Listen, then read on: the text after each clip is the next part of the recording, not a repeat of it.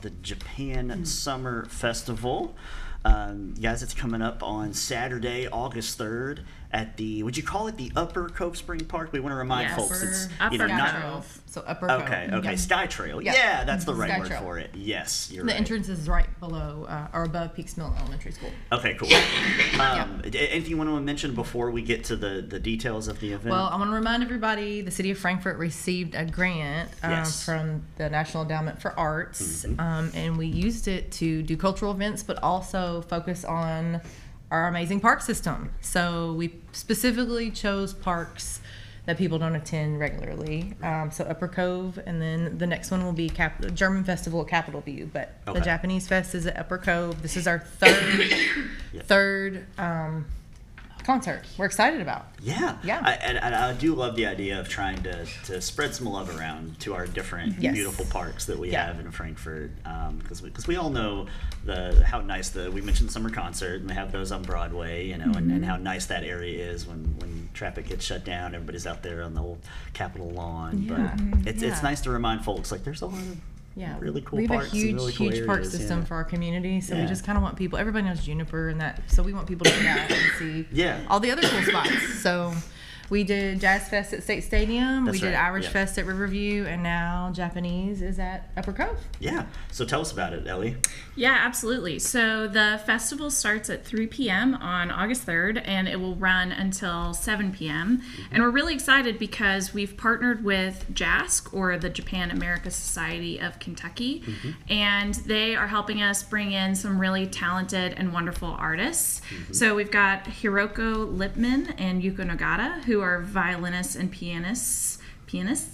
Then the Wadaiko Guken, and I'm so sorry for my pronunciation, doing my best. And they're a Japanese drum troupe who do traditional taiko drumming. And what I think is super cool is that this group is the first in America to receive like the official seal of cultural approval from Japan. So they're coming down from Cincinnati. That's cool. And folks can look them up. I did a little research this morning on the Wadaiko Goken or Guken. Yeah, something that sounds like that. better.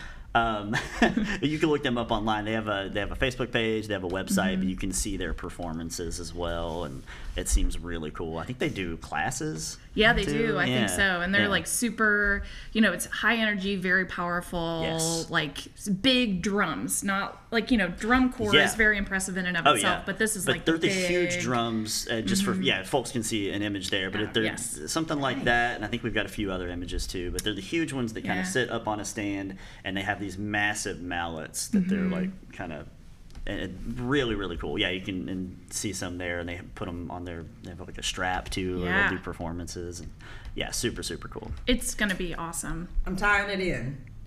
Didn't they do something like this at the opening of Olympics years ago? They had the big drum.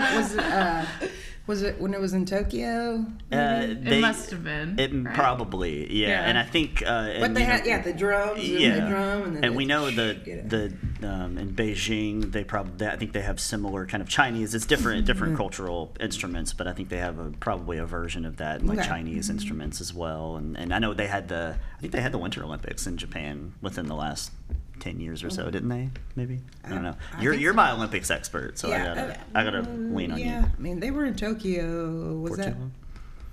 That? I don't know. I'm still sick. I think they were there during COVID, and then they had to cancel that. Okay. And then sorry, it just popped into my brain. I'm so sorry. They redid them anyway.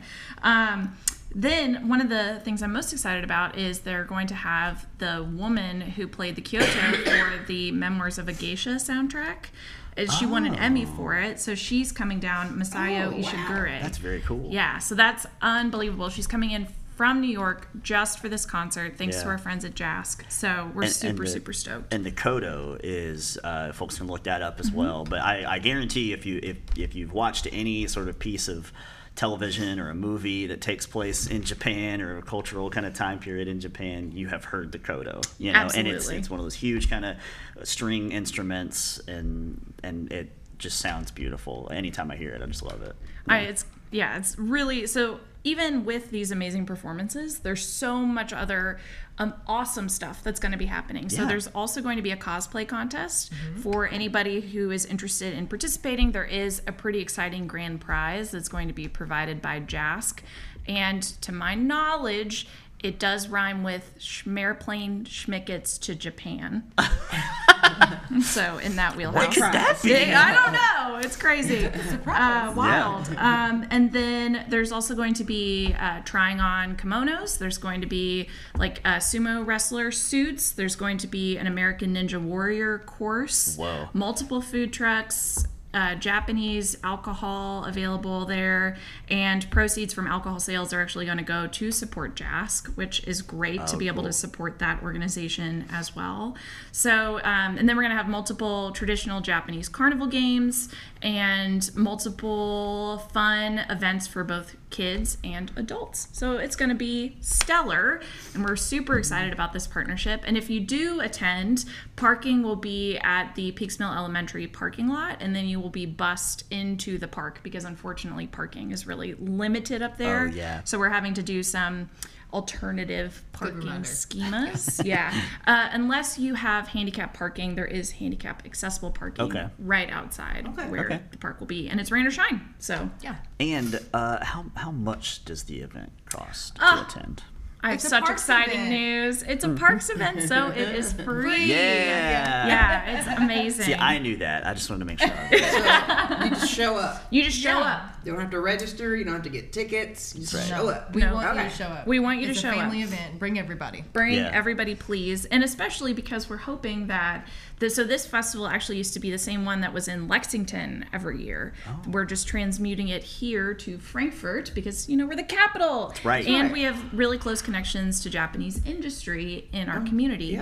So we're hoping that if Frankfurt really shows up and shows out, this can become a yearly event. Yeah. So I think that's, absolutely. I think so. And I'm hoping for a good turnout as well. And I think something that I usually talk about a lot on the show, because I am a kid who grew up loving and still loves anime and Japanese culture. And I think the youths also. Now it's way more accessible than it ever was when I was a kid, and I can only watch Dragon Ball Z twice a day on Cartoon Network, where now it's streaming everywhere, and people can, and they love their mangas as well, and so I'm hoping, I think it'll be a good turnout. I'm really looking forward to that. And I'm penciling it in. Like I'm gonna go ahead and say this on the air so my wife knows as well that we're gonna try to be there.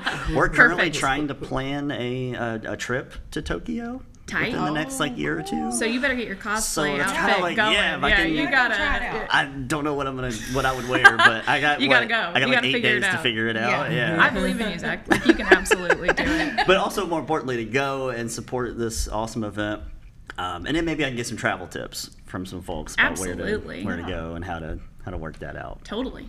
That's really exciting. Yeah, it's August gonna be great. 3rd, right? August 3rd from Saturday. 3 to 7 next Saturday. Free park at Peaksmill. Awesome. Yeah, but park at the Peaksmill Elementary, and there are tons of parking there. Not too far away. Not far away. No. It's just right up the hill. Yeah. And do you recommend folks? This might be inside baseball, but do you recommend folks definitely wait on the shuttles, or is it appropriate to kind of walk? Because I know the lane to get in there is a little. It's probably a two laner, but it's kind of narrow. It's a 2-laner. You're welcome to walk, but we would feel more comfortable if you just get on the bus. That's kind of what I was thinking. Or if you are walking, be aware that you're going to have traffic coming on a regular day. We would love for you to walk, but we're hoping it'll be real busy. So just to be safe. Get on that bus. Get on that bus and be safe for us. And some people could maybe walk, unless you guys have it blocked off for some reason. But some people, if they wanted to hike, they could start off in the lower, right, near the spring, and then hike up the hill. Totally. If the weather is perfect, I would do that myself, honestly. It'd be really nice. Keep that in mind for folks.